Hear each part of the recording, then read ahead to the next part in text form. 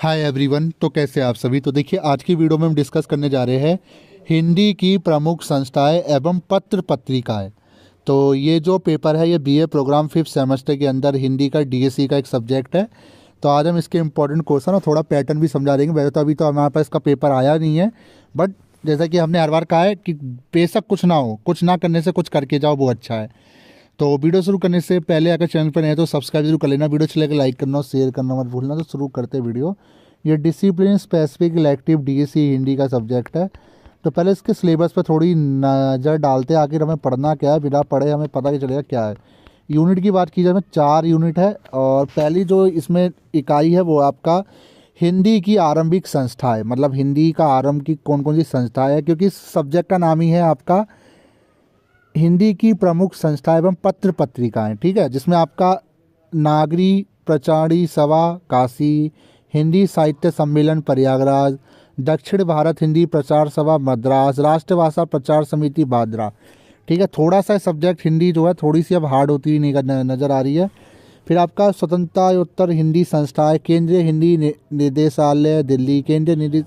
ठीक है, ये तो सब मुझे लगता है बुक्स वगैरह हैं।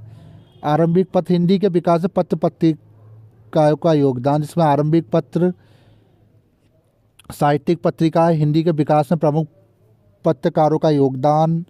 और चौथा है आपका स्वतंत्र हिंदी पत्र पत्रिकाएं। ठीक है, तो कहीं ना कहीं ये 4 यूनिट है, इनमें से क्वेश्चन आपके बनेंगे। ठीक है, तो पेपर जो है आपका 90 नंबर का आएगा। इसका डीएससी का है 4 क्रेडिट का, तो 90 नंबर का आएगा। 3 घंटे का समय, सभी प्रश्न आपको करने होंगे। और हाँ, प्रश्न और व्याख्या जो मतलब सह प्रसंग व्याख्या करे वो क्वेश्चन भी आपको देखने को मिल सकता है, क्योंकि मैं वो क्वेश्चन आपको यहाँ नहीं करा रहा क्योंकि मेरे पास अभी पैटर्न नहीं है।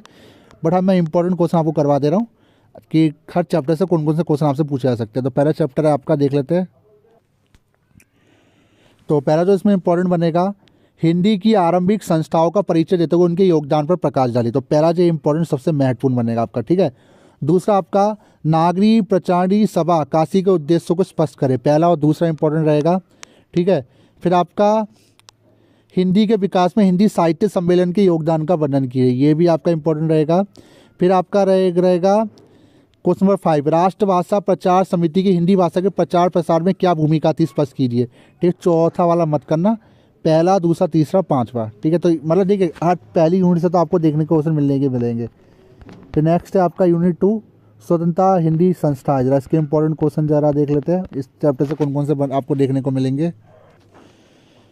तो इसमें जो इंपॉर्टेंट आपका बनेगा, किन उद्देश्यों की पूर्ति के लिए भारत सरकार ने केंद्रीय हिंदी निदेशालय की स्थापना की, पहला क्वेश्चन। ठीक है, फिर आपका रहेगा केंद्रीय हिंदी निदेशालय दिल्ली के अन्य 4 क्षेत्रीय कार्यालय कौन कौन से, ये वाला मत करना, ये वाला क्वेश्चन नंबर 1 हो गया। ठीक है, फिर आपका रहा इसमें क्वेश्चन नंबर 3, केंद्रीय हिंदी संस्थान आगरा की हिंदी के प्रचार प्रसार शिक्षण प्रशिक्षण और अनुसंधान में क्या भूमिका है। ठीक है, और इसके बाद आपका रहेगा क्वेश्चन नंबर 5, हिंदुस्तानी अकेडमी प्रयागराज जब अस्तित्व में आई, इसके प्रमुख क्रियाकलाप क्या है, विस्तार पूर्वक बताइए। ये चैप्टर पढ़ के जाना, बाबा कह रहा हूँ, या बना नहीं पाओगे क्योंकि आपको नहीं पता, ये चैप्टर पढ़ के जाना। ठीक है, तो नेक्स्ट है यूनिट 3, हिंदी के विकास में पत्र पत्रिकाओं का योगदान क्या। जरा इसके इंपॉर्टेंट क्वेश्चन जरा देख लेते हैं। तो इसमें आपके इंपॉर्टेंट बनेंगे क्वेश्चन नंबर 1 चैप्टर 3 से, हिंदी पत्रकारिता के क्षेत्र में भारत तेंदु हरिश्चंद्र के योगदान पर प्रकाश डालिए, पहला इंपॉर्टेंट। दूसरा, हिंदी के विकास में महावीर प्रसाद द्विवेदी बाल मुकुंद गुप्त के अवदान को रेखांकित कीजिए, क्वेश्चन नंबर 2। ठीक है, पहला दूसरा। और क्वेश्चन नंबर 4, हिंदी के प्रथम पत्र उद्यान मानदंड पर निबंध लिखिए, पहला दूसरा और चौथा। ठीक है, ये रहेगा। और फिर नेक्स्ट है आपका लास्ट यूनिट है स्वतंत्रता हिंदी पत्रिकाएं। जरा इसके इंपॉर्टेंट क्वेश्चन जरा देख लेते हैं। तो इसके इंपॉर्टेंट क्वेश्चंस जरा देख लेते हैं। क्वेश्चन नंबर 1, उदारीकरण का समाचार पत्रों पर क्या प्रभाव हुआ, समझाइए।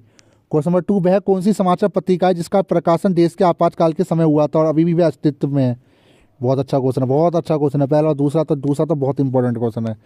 ठीक है, फिर आपका है ये वाला, तो आपसे पूछ सकता है। ठीक है, अगर आपको पता है कौन कौन से आपके क्या कहते हैं समाचार ऐसे पत्र हैं, समाचार पत्र यानी जो अखबार है, कौन कौन से ऐसे जो सबसे ज़्यादा बिकते हैं, वो आपसे पूछ सकता है। ठीक है, तो हम पहला दूसरा इंपॉर्टेंट मानेंगे, तीसरा आपके ऊपर छोड़ देंगे। और देश में किस भाषा पंजीकृत समाचार पत्र का संघर्ष ये नहीं।